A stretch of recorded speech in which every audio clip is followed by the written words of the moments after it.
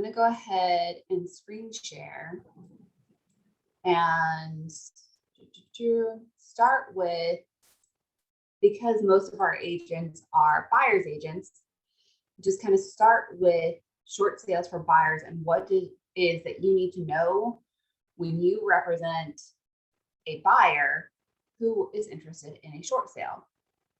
So absolutely first thing that you need your buyers to know is that it is anything but short. The definition of a short sale is a seller who owes more than what the house is currently worth in today's market, including commissions and closing costs and all of those different things. The seller would not be able to sell and would not be able to bring money to the closing to cover the difference. So they're asking the bank to take a short on the mortgage, which is where the term short sale comes in. It is not a short process, though, by any stretch of the imagination.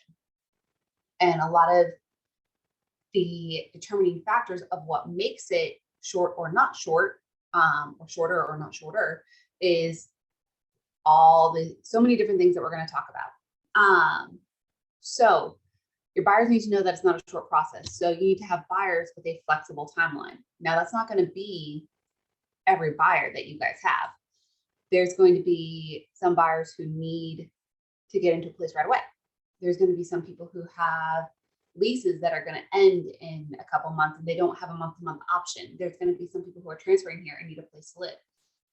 Short sales would not be a good option for them. How can you tell if a house is a short sale or not? Well, you want to look at the MLS, and under disclosures, it says short sale or comp sale. So that is what you're looking for under those. If you have a buyer who is under a tight timeline, you can add to your search criteria under disclosures. You can select short sale comp right here and select not. And suddenly you're not going to have anything that's a short sale. However, if you do have a client who does have an ample time, a flexible timeline, whatever, you can include short sales in the search. So that is what you're looking for when you go through. Here. Why didn't I do this thing?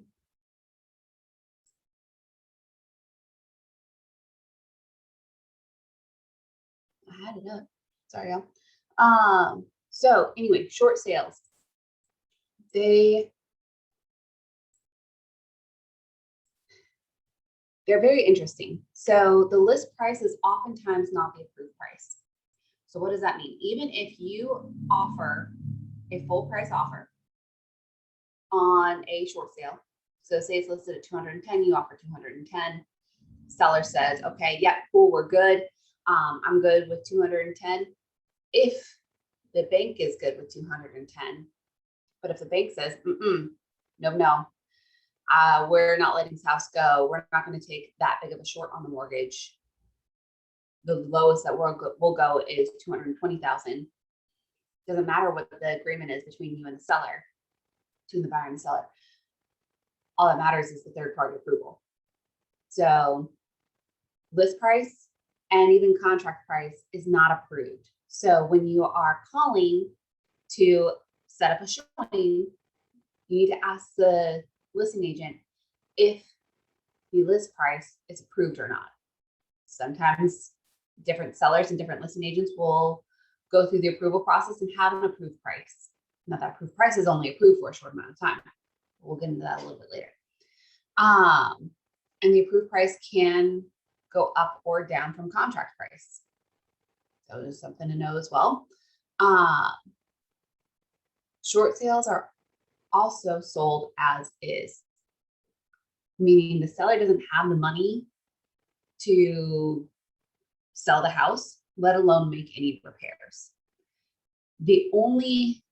I've seen it happen a very few handful of times. The general rule of thumb is short sales are sold as is. I've seen it happen, excuse me, where the bank will do some repairs to the home, depending on the repairs, depending on the contract, depending on how far behind the seller is on payments or how big of a short the bank is taking on the hit. All sorts of different things. Best bet is to not bank on any repairs being done and to have your buyers bank on that as well. Now you can ask for repairs, but they're probably not going to get done. So just set those right expectations for your buyers. Now, in order to get that short sale approval, so you go through the same process, right? After you write the offer, everything, you negotiate the offer, it's ratified, it then is turned into the bank for the bank to approve. That approval can take anywhere from 30 days as a minimum. And you don't want to go through with, going any further in the loan process until you have the bank approval, because they have to not only approve the price, they have to actually approve the short sale. And that can take anywhere from 30 days minimum to 6 or more months. I had a short sale take over a year one time to be approved. And even then it wasn't approved. We had to fight and had to go back for another 3 months. Now, what was a little bit different with short sales is even though it is not approved yet and you are not going forward with the loan until you get that approval, you still absolutely must 100% absolutely still turn in that EMD. And you got to make sure your buyers know that as well. Like, hey, look, we're in the waiting game now, but you still got to turn in that EMD. You still got to start that escrow account. Questions for me so far? No. Okay. So we've already talked a little bit more about like setting the expectations for your buyers. The lender dictates the terms of the deal. So that's not just the price. That's closing costs. That is commissions, because a lot of times the lender, the bank, will not pay a commission, or they'll pay a reduced commission than what's agreed to on the contract. Which is why when we do the short sale offer of compensation, we write things the way that we do. So on the short sale offer of compensation, sorry, thank you for the thing to go with. This is what it looks like, the short sale offer of compensation. You'll see here that we've got, of course, the seller's information, listing firm, buyers, selling firm, the property, and the under contract date. Now, right here, we put what is offered in the MLS, 2, 3, whatever the number is. But down here, and you will see this when Lucy does her short sale class, which you guys can look at on the YouTube channel right here. Look, there's a short sales in real estate, or Lucy tells you how to fill out these forms. But when you look at this, she fills it out where the buyer and the buying side and listing side split the commission 50-50 each side. Because just to give you an example, if this were one number, and this was, the exact same, but we didn't have that verbiage here, and they, just for grins and giggles, let's say this was 2 and this was 2. And the bank only approved a total of 3% commission, suddenly you're getting 2% and the listing side is only getting 1%. That's not creating a win-win situation. Does that make sense? I assume silence means yes. So patience is going to be key. Patience and communication.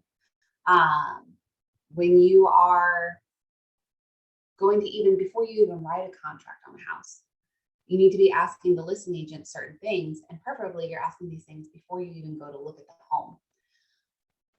Who's the lien holder? How many liens are on the property? What sort of loan was it? And who is negotiating? Now, these are all super, super important, and I'll tell you why. So who's the lien holder? Meaning, who's the bank that we're asking for the short from? Now, that can be anywhere from Fannie Mae, it can be Bank of America, it can be Chase, it can be, any of these big names. Certain ones have better reputations at going a little bit faster than others. Back in the day, BB&T was always super great. Like if the loan was through BB&T, like cool, done, 60 days tops, like you're out of there. If it was a different bank, certain names that I will not name because this is going to go on YouTube, it was going to be a while. It's going to be a while. Now, another important thing is how many liens are actually on the property. That's super important because the more liens that are on the property, the more likely it is for one, the short sale to not even be approved. And two, there's more people with their hands in the pot. So I had one time where there was 3 different liens on the property. How they got 3 mortgages on one property, I still don't know. But we had to ask for short sale approval from each and every single one of those guys. Now they all wanted their full amount, right? Or they wanted close to it. And none of them could agree on an amount that was acceptable to everyone. So in the end, the short sale was declined. And they're like, okay, well, we'll just, like, we're not going to approve the short sale. They didn't counter, they didn't do anything. They just said, no, we can't come to an agreement. And they're allowed to do that. This was after 6 months of waiting. So that is something that can absolutely happen. The most common that you'll see is 1 or 2 liens. Now, 2 liens is still difficult because there's another hand in the pot, and it's oftentimes a secondary loan, secondary lien, and second mortgage, and it's not as much as the first mortgage, so therefore they're not going to get as much, and they end up getting the short end of the stick quite often. They don't like it, so a lot of times they can hold up a negotiation. Also, who is negotiating? Is the short sale being professionally negotiated? The listing agent tries to tell you that they are negotiating the short sale and they've done it before and blah, blah, blah, blah, blah. Cool. Warn your client that it's going to be a while if they really want this house and that it's probably not going to go very smoothly. It's just what it is. There are professional short sale negotiators out there, and this is what they do for a living. They call and they bug banks. The squeaky wheel gets the oil when it comes to short sales because banks don't want to deal with them because a lot of paperwork and they're losing money. It ends up on pile on their desk and they get to it when they get to it, if they get to it. That's why you need a professional short sale negotiator. I know Hanger Law is fantastic with this. There's a couple other local attorneys, but Hanger has always come through for me and my sellers. And do they charge the sellers to professionally negotiate? Bet your bottom dollar they do. I don't know what their rates are right now, just because it's been a while since we've had any short sales with the market being what it's been, but it's well worth it. Just so you know, on a seller side. So if you see Hanger Law negotiating when you are on the buyer side, cool, like that's good stuff. That's what you want to see. That means that somebody's actually fighting for the short sale to go through. Because as y'all know, busy agents, we don't have time to sit and make phone calls to the bank day in and day out and sit on hold day in and day out. Questions for me so far? Nope. Okay. Something else to know is just because a house is under contract, so you can be under contract with a short sale. If the seller stops making their mortgage payments and it goes into foreclosure, doesn't matter. The house can still go into foreclosure. And then once it goes into foreclosure, the seller is no longer the seller because he's no longer the owner. And you are out of contract. Nothing you can do about it. It's just what it is if the seller stops making payments. We've talked a little bit about, short sales are not guaranteed to be approved, which is why when you call and ask the listing agent, hey, has this been approved yet? And is the list price approved? There's a different, those are 2 different things. So make sure that you are asking both of those questions as well.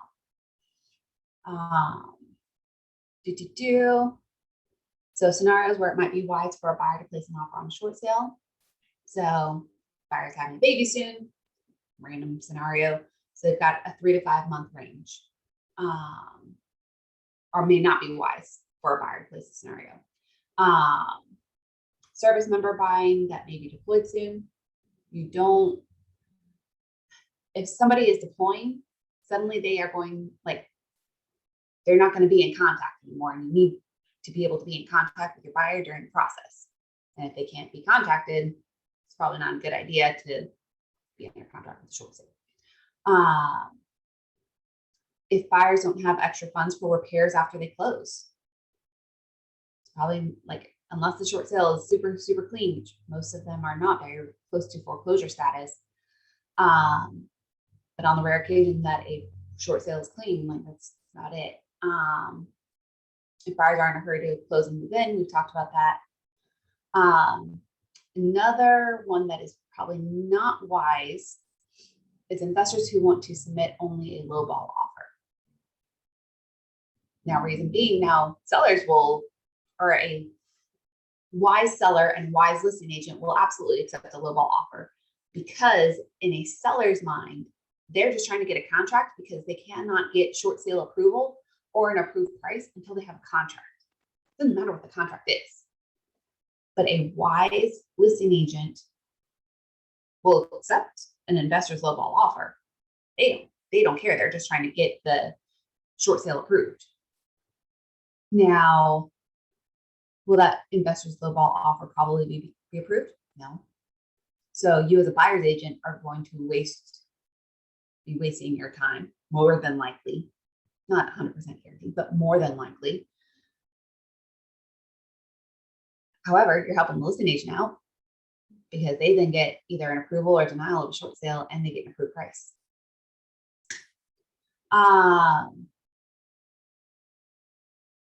Questions for me on the buyer side of short sales so far? Or anything you want to add, Chrissy? I'm here. No, you're doing good. You're doing good. I think you've got it just about covered. All right. So then from the seller side, so we're going to switch our mindset, right? So we've got to switch. Okay. Yeah. I think the only thing that I would stress to newer agents that have never done a short sale is to honestly look and make sure that they're professionally negotiated. I, as a new agent, would not want to mess with something that is not professionally negotiated by a law firm. And I would ask a senior agent, have you ever dealt with this law firm before on a short sale? Yeah, exactly. It's more crucial than, like, experience will teach you how crucial it is, but it's hard to put into words just how. Just take our word for it, please. Make sure that it's professionally negotiated. All right, so switching mindset, switching to the seller's mindset. You go into a listing appointment, and this is going to start happening more and more. Where you're going to go into a listing appointment, and instead of coming in with a seller's net proceeds of, hey, look at how much money you're going to make, you're going to walk into listing appointments and be like, you can't sell it unless you pay X amount of dollars or do a short sale. So there's that. Suddenly you're the bad guy in listing appointments instead of being the good guy telling them they're making tens of thousands of dollars. It's not fun, but it's coming. We're going to see it happen more and more. So the best thing to do with short sales for sellers is walk in knowing that it's likely going to be a short sale and coming prepared. And coming prepared to talk to your seller, your potential seller at that point, about what does that mean, setting the expectations, and really, really diving deep into whether or not this is a good option for them or not. So sellers need to have the expectation that they need to be responsive during the entire short sale negotiation. The faster and more thorough and responsiveness that a seller is, the faster and more likely an approval is. It's going to be a big thing. sellers also need to know that there's going to be a credit impact. It is going to impact their credit. We don't know by how much. That can vary. It depends on where is their credit at now, what's on their credit, all sorts of different things. It will likely not impact them as much as a foreclosure, but it will have some sort of credit impact. And it could also potentially have a tax impact, where if they are forgiven $20,000, $30,000, $40,000, it is possible that at the end of the year, that could be taxed, and they could be taxed on that amount that was forgiven. Never seen it happen. Could happen. This is why, oh,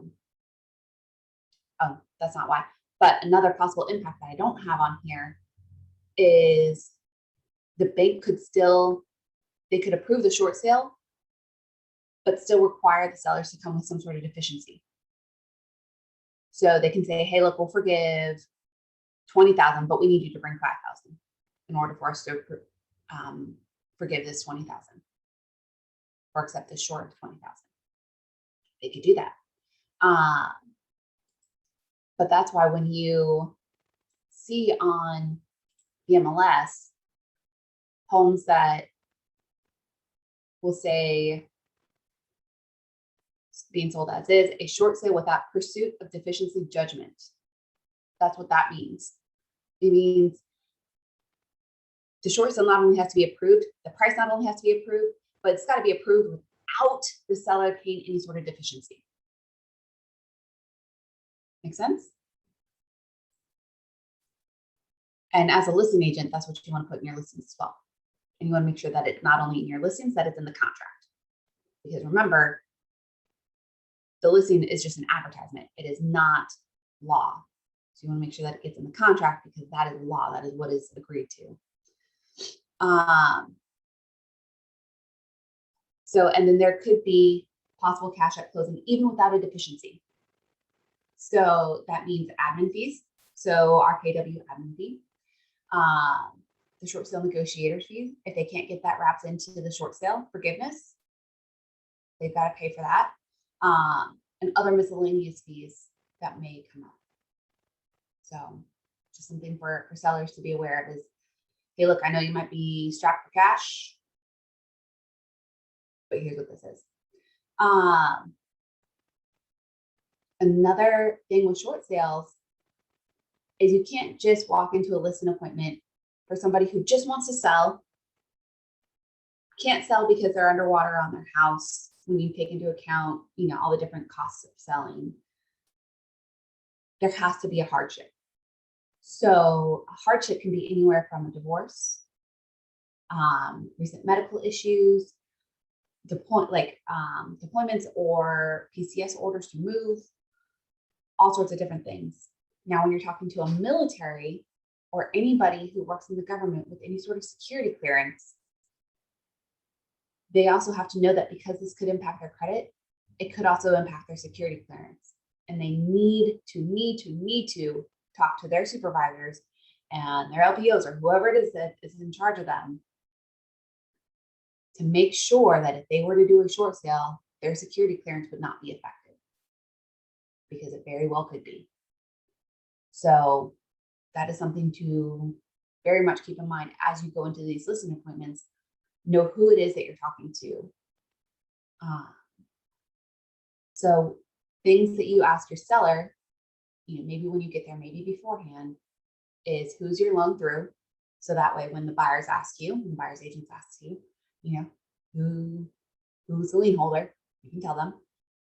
How many mortgages you have, again, so that way you can relay that to the other side. And that way, going in and you have an expectation for yourself. Oh man, they've got 3 mortgages on this place. Oh, it's gonna be one of those. Okay, all right.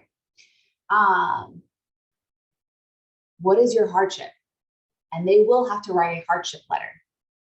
And you want to be crying at the end of this hardship letter. That's what I would tell everybody is, hey, look, make me cry. Tell me about how you can't afford this, that, or the other thing, and you really got to get out from this house because of X, Y, and Z. because that's what the bank is going to go off of as far as, whether or not they can approve. It's part of what they, go off of to approve a short sale or not. Do you have any other options? This is a huge thing. Short sales are not something that should be taken lightly. Short sales should be a second to last option, right? Last option being a foreclosure or deed in lieu. Can you stay? Okay, you can't stay. Can you do a loan modification and rent it out? Are any of those options? If you can't stay, can you do a loan mod? Can you, if you can't stay, can you rent it out? What do these things look like for you? And that is going to be a huge impact, because it's not something that should be taken lightly, because it can have such high impacts for people. Questions for me so far?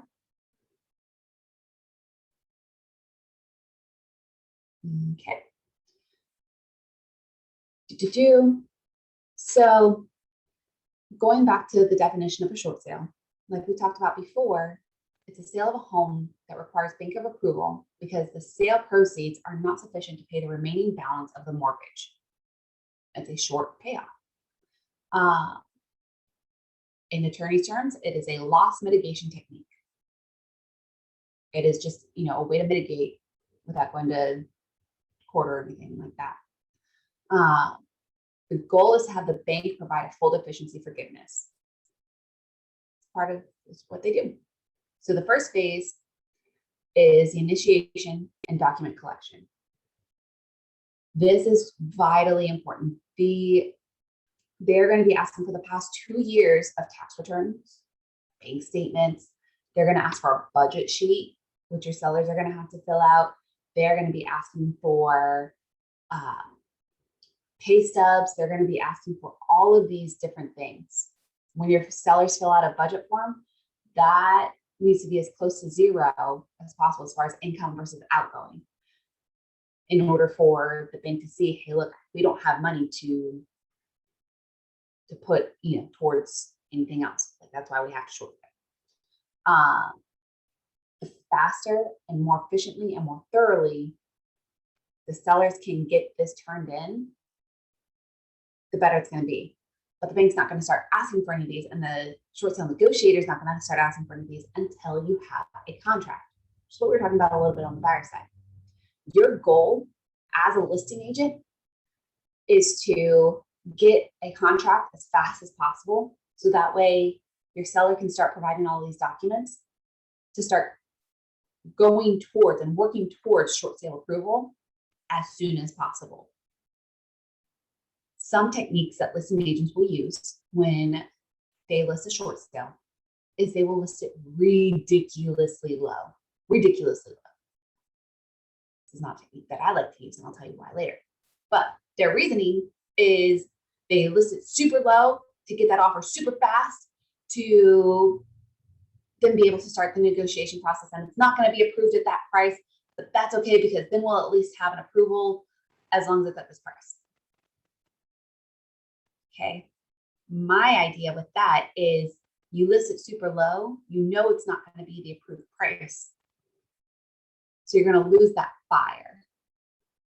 And then you've got to start over again. Now you've got an approved price, but you lose that buyer and you're still wasting time. My technique that I like to use and my logic behind it is I take the average, like the market value for that neighborhood, and I still do my full CMA, and I list it a little low. That way I can get an offer soon, get an offer super quick. But the bank will see, because the bank looks and they see like, okay, well, it was listed at this much. Why, like, if they see a house listed in, let's just say Aragona, for example, and they see it listed at $150,000, but they see that the most sales are $225,000 to $275,000. I'm not going to approve it at $150,000, so it's going to be here, and they're not going to understand what that difference is, and it could come back and bite you. where I list my property, if it's, same Aragona Village, 225 to 275. Okay, so I'm gonna list it on the lower end. Let's list it at 225. And see how fast we can get an offer from there. That way the bank can say, okay, I see your 225. I see a fast offer, and I see that that is within the realm of maybe the lower end of market value for that property at that time. And it's more likely to get approved at that point. Questions about that? Those are just a couple different strategies and techniques. Chrissy, do you have any other strategies or techniques that you've used for short sales? Oh yeah, I just like to get it as close as, honestly, I just try and list as close as possible to what is owed. Yeah, that's another good point. So that's another good point, is what's owed on the mortgage. So if you listed at 225 and they owe 210, because you also have to account for real estate commissions, and likely when we start seeing short sales, it starts turning into more of a buyer's market where buyers are asking for closing cost assistance. So you got to factor those in as well. Then yeah, we're going to be closer to the bank maybe not taking as big of a short on what is owed.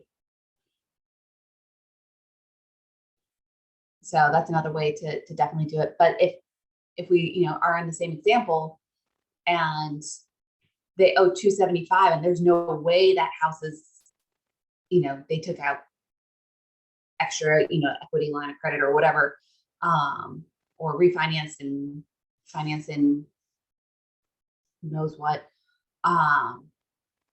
they owe 275 and market value is really close to the 225 to 250 range. We'll get as much as we can, but at the same time, we've got to try and get the sellers out from under there, depending on what their circumstances are. Basically, at the end of the day, if you have a short sale, especially on the seller side, get with a mentor. Get with a mentor. Just do it. Another strategy I have is while they may not be making mortgage payments, since it's such a long process, who can you, that your family and friends, who can you collect money from that you can make up part of this difference if there's such a huge deficit? Can you meet the bank somewhere in the middle? Yeah. Because you never, ever, ever want to advise clients to stop making mortgage payments. Some listing agents will do that with short sales. And guys, if they stop making their mortgage payments and they go into default or they go into foreclosure and they're just, but my agent told me to stop making my mortgage payments, suddenly you're on the hook and you get lose your life. No, that is not an option. Do not do that. But what additional money can you pull together in the meantime over this process? Because that short sale, while it is approved, it can go to the day of closing, back and forth to the penny. Yep. Never, ever, ever advise your clients to stop paying their mortgage payments. Don't ever do that. That is not your job. That is not your wheelhouse. No. So another great thing about Hanger Law is they will actually pre-screen your sellers. So they will take the first phase of documentation and different things like that and actually do an application with them to see if they would be a good short sale candidate and if they think that they could get them approved with a short sale. So that is another reason to always use an attorney, because I don't know about any other attorneys. I have always only used Hanger Law, but pre-screening sellers to see if they feel like it would be a good match. Springer Law does really well with them, and so does Richard Campbell out in Suffolk. Okay. In case anybody wanted additional. Yeah. Good to know. Very good to know. All right. Suda, do you have any questions for us? You're the only other one on here. No, I think you're explaining everything quite well, and you have the screen behind to go through the points, beforehand. So it's like two ways of learning. So yeah, Okay. very good. Thanks. All right. So just so you guys can get a look at some of the short sale paperwork as well, is we looked at the short sale offer of compensation. This is the short sale addendum to standard listing agreement. Again, Lucy goes over how to fill these out. This is all the same information that's always on your listings, and you need to fill this out and have this with any short sale listing that you have. And all of this is going over as its acknowledgement of a short sale. So it's going over a lot of things that we've talked about, that there are credit considerations. It could affect your credit. Tax considerations. You could be taxed on it. Lien holder considerations. So a request for a short sale is subject to approval by all applicable lien holders. And a lien holder is not obligated to accept a short sale. And then other options. We've talked about all of these. So if there are any other options, let's do those first.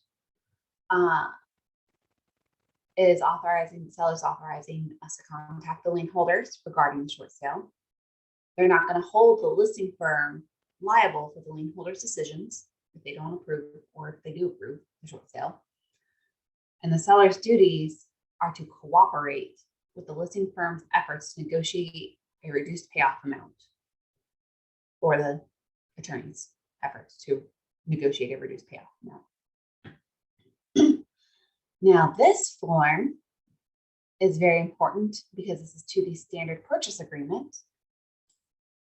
And this is for when you represent a buyer on a short sale. Again, it's got all the same information at the top. Just like Lucy always says, it's all of that information that's on the purchase agreement. So things for your buyers to know, because this is, again, what your buyers are going to be filling out when they submit an offer on a short sale. So a lien holder is not obligated to accept a request for a short sale. We've talked about that. And the lien holders may require some terms of the purchase agreement to be amended in exchange for approval of the short sale request. We've talked about that. These are things that you should be prepping your buyer beforehand, so that way when they read this addendum, they're like, oh yeah, so-and-so's already told me about this. They're so smart. They just know this paperwork so great already. Buyer and seller acknowledge that the granting of the approval of the terms of the agreement and the amounts paid to each lien holder in exchange for releasing the lien holder's liens are required. That means the lien holders have to agree.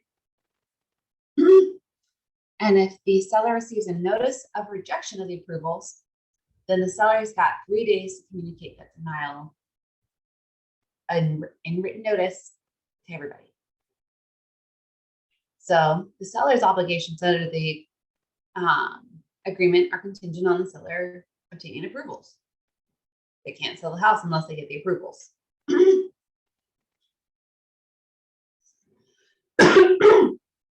So seller must provide buyer with written evidence of the approvals from lien holders by, can you put a date in here? What should this date be? This date should be no less than 30 days out. It shouldn't be anything more than 90 days out, depending on your buyer's situation. I don't mind paperwork. So I put 30 days and then I do an addendum every 30 days to extend the short sale approval deadline by another 30 days. Because I don't mind doing paperwork and I don't want my buyer to be stuck for 90 days, 180 days, whatever it is, in a contract where they're like, then they find something else that they want and it's just not a good situation. 30 days. Again, because I don't mind doing paperwork. Now, page 2 is also very important because it's going over when the time frames are going to start. You do not ever want your inspection or appraisal timelines to start upon ratification. Reason being is because, as we talked about, Ratification is just the beginning. It's when you turn in your EMD, but then you are in a holding pattern until you get approval. Why on earth would you recommend for your buyer to pay $300-400 for a home inspection, maybe more, on something that you do not even know if it is going to be approved yet, and you don't even know if it's going to be approved at a price that your buyer is willing to pay? Like, don't do that. Save your buyer's money. Be the fiduciary in protecting their assets, and do not do that home inspection until the seller delivers written approval. And then I do that within 14 days of the date that the seller delivers written evidence of the approvals. 10 to 14 days, just like a normal contract.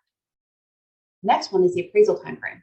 Same thing applies. Why on earth would you, as a buyer's agent, recommend for your buyer to pay $500-600, who knows how much,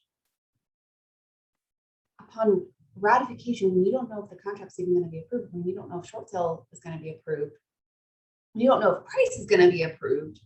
Why would you order an appraisal? To get an idea of price and condition. No, the bank's got to tell you their price first, and then you've got to order an appraisal. So the way that I like to fill these out for my buyers to best protect them is 10 to 14 days after written evidence to do the home inspection, and then 3 days following for the appraisal. 3 days following the date of the removal of the property inspection contingency. Because I don't like my buyers to even order the appraisal until after we have the home inspection. Why would I have them spend another $500-600 if their $300 to $400 home inspection turns up too much stuff that they don't want to deal with? Why? The opposite, negotiation to that is some buyers agents will say, let's get the home inspection done right away. Why not? Why waste time? It's a valid point. If your buyer is still going to keep on looking and still wants to, be out there searching for things, or thinks that there might be something in the home inspection that might, cause them to want to release, you can do the home inspection right away. I still don't think it's in your buyer's best interest. That's just me. But as far as appraisal goes, I don't see any good counter argument to do it upon the date of ratification. Do it no sooner than when the seller delivers the evidence of the approval, preferably 3 days following the date of the removal of the property inspection contingency.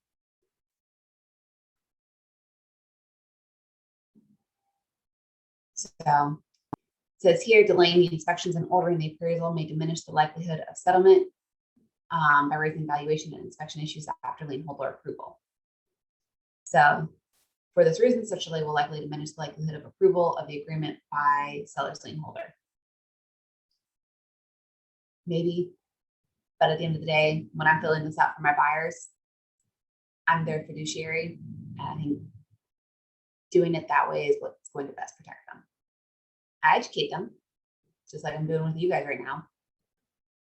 They almost always choose to go that way. At the end of the day, it's their choice, whatever they want to do.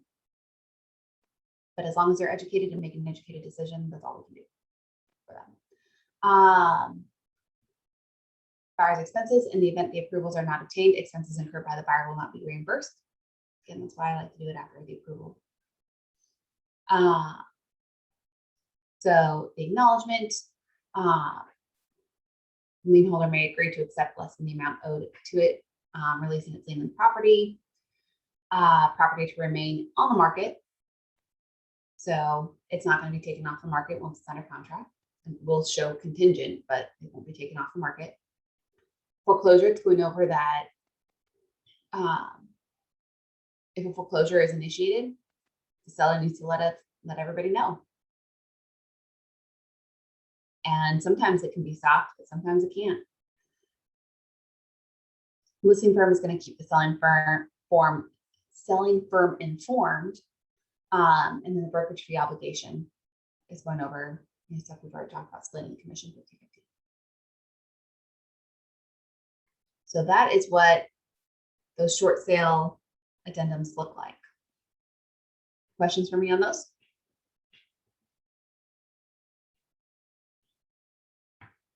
All right.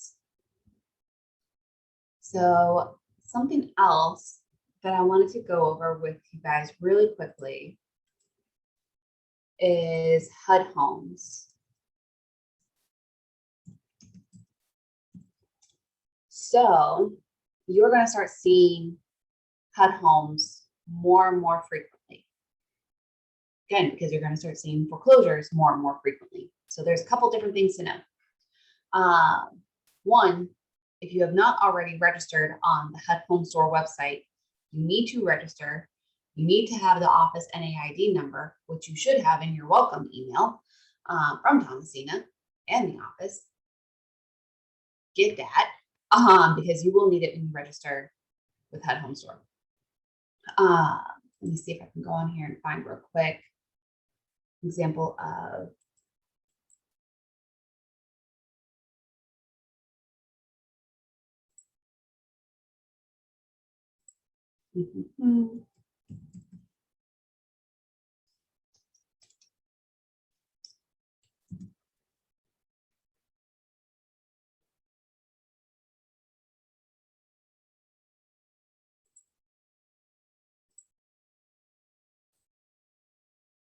Okay, so I just added the owner name. I'm going to search for HUD. All right, so here is a HUD home right here, 5309 Albert Drive. You can see there, it doesn't look like there's any contingencies. It looks like it would still be available. But what we need to do is we need to come to the HUD Home Store, select the state,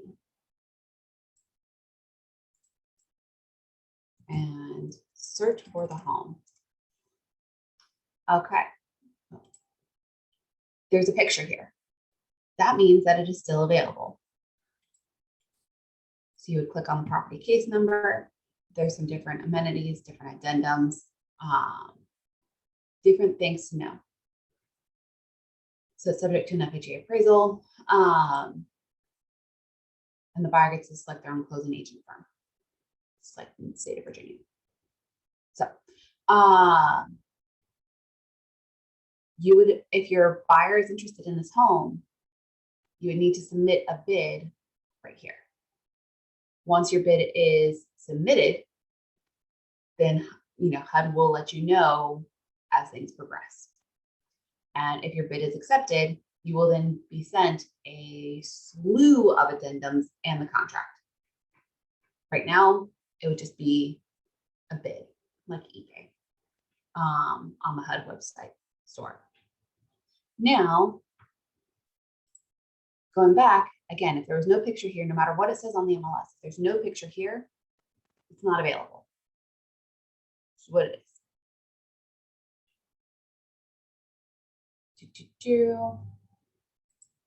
And then going back, let's see if I can find another one. Greenbrier. Let's see if that one's in here.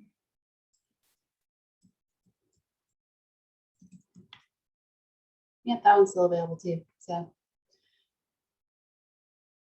just stuff to keep in mind, stuff to know. The other one that I wanted to show you guys, because it is a little bit funny,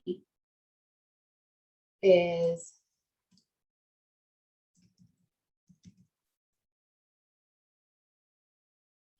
I don't know if we'll have any in here yet.